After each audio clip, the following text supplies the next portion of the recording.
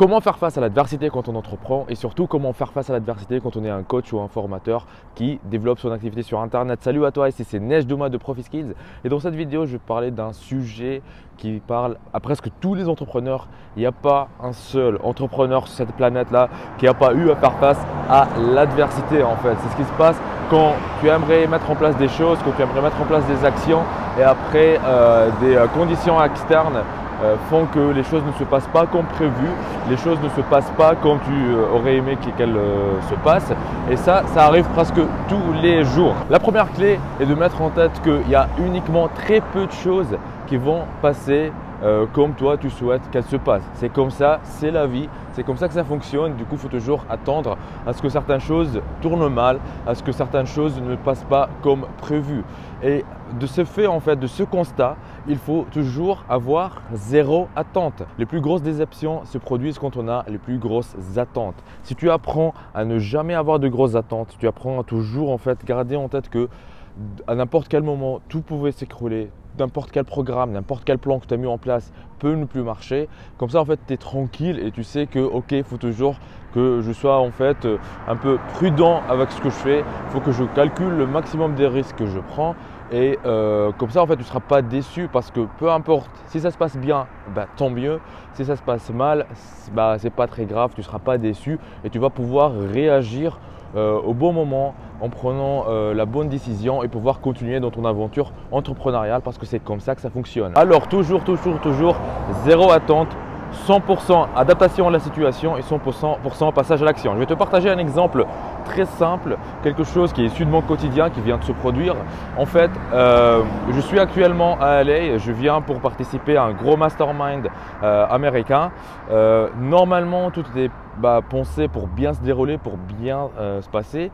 Mais à la dernière minute, il y a eu un gros changement en fait. Déjà, au moment de l'embarquement dans l'avion que je prenais de Paris pour arriver à LA, je reçois une notification sur le groupe Facebook de Mastermind que l'organisateur en fait du Mastermind a décidé d'annuler l'événement ou bien de reporter parce qu'il y avait un grand nombre de personnes qui viennent de partout dans le monde et qu'à cause du coronavirus, il a décidé de ne pas prendre de risques parce qu'il avait peur que voilà, en passant 3 jours en mettant 3 jours et une quarantaine de personnes dans la même salle, il y aura en fait un gros risque d'attraper en fait le virus.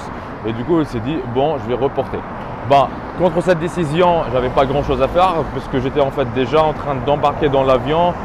J'avais tout prévu en fait pour passer toute la semaine ici. C'était un peu, normalement ça aurait été une grosse déception, mais puisque j'étais déjà dans cette optique de toujours avoir zéro attente et être 100% prêt à s'adapter en fait à n'importe quel changement, je me suis dit ok, c'est pas très grave. Comment tourner en fait cette inconvénience on a un avantage. Du coup, qu'est-ce que j'ai fait? Je suis allé sur le groupe du Mastermind. Je me suis dit, ok, moi je m'en fous du coronavirus. Je pense que déjà le risque de l'attraper là où je vais aller est déjà très faible. Du coup, pour s'en soucier, du coup, voilà, ça peut être comme n'importe quel autre virus. Donc, le risque il est très faible. Qu'est-ce que je vais faire? Je vais quand même y aller et je vais inviter les personnes en fait qui sont déjà sur place, qui seront dans la même situation que moi, pour faire notre petit mastermind à nous en dehors de l'événement qui était prévu à la base. Et c'est ce que j'ai fait et c'est ce que s'est très bien passé. Et grâce à ça, en fait, j'ai rencontré de nouvelles personnes, j'ai développé encore plus mon réseau et j'ai créé de nouvelles opportunités qui vont me permettre en fait de mettre en place de nouvelles actions dans mes activités et d'aller atteindre plus facilement les prochains paliers dans mon activité. Et en plus de ça, en fait, je me suis dit, ok, qu'est-ce que je peux faire d'autre? Je suis dans LA, je vais en profiter pour aussi produire du contenu pour ma chaîne YouTube, pour produire du contenu pour les personnes qui me suivent et aussi leur partager un peu en fait qu'est-ce qu'on peut voir en tant qu'entrepreneur, qu'est-ce qui pourrait se produire. Donc tu vois, imagine si moi en fait j'étais plus dans le monde des attentes très élevées et que je reçois que le mastermind est annulé, ma déception aurait été énorme et du coup peut-être j'allais mettre plusieurs jours à m'en remettre. Alors que vu mon mindset, c'était là en fait, toujours zéro attente et toujours être prêt à s'adapter.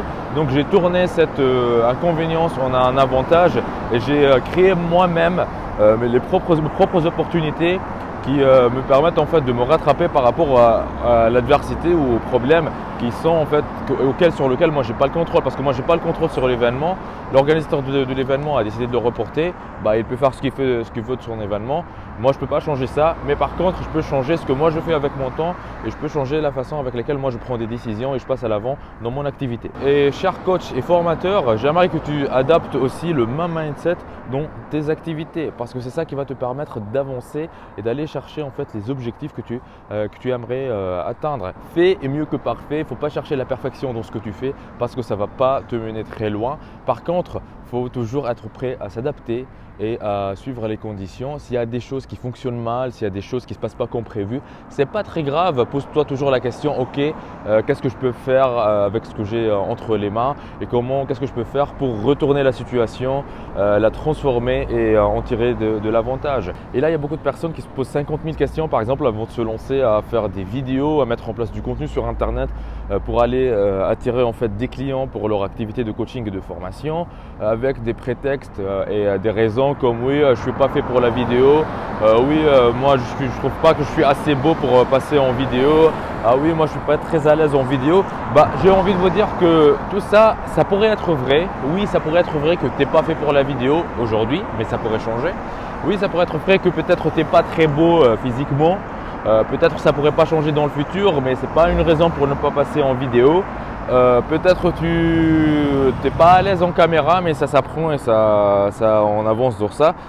Et je te donne l'exemple concret, c'est moi-même en fait. Si tu vas regarder sur cette chaîne YouTube mes premières vidéos, qu'est-ce que tu vas voir? Tu vas voir quelqu'un de timide, quelqu'un qui n'est pas du tout à l'aise devant la caméra. Ça se sent, ça se voit. Quelqu'un qui a les boutons de partout sur le visage. Mais tout ça, ça ne m'a pas empêché de me lancer sur YouTube et commencer à faire des vidéos il y a quelques années. Et qu'est-ce que s'est passé avec le temps? Je me suis amélioré, j'ai progressé.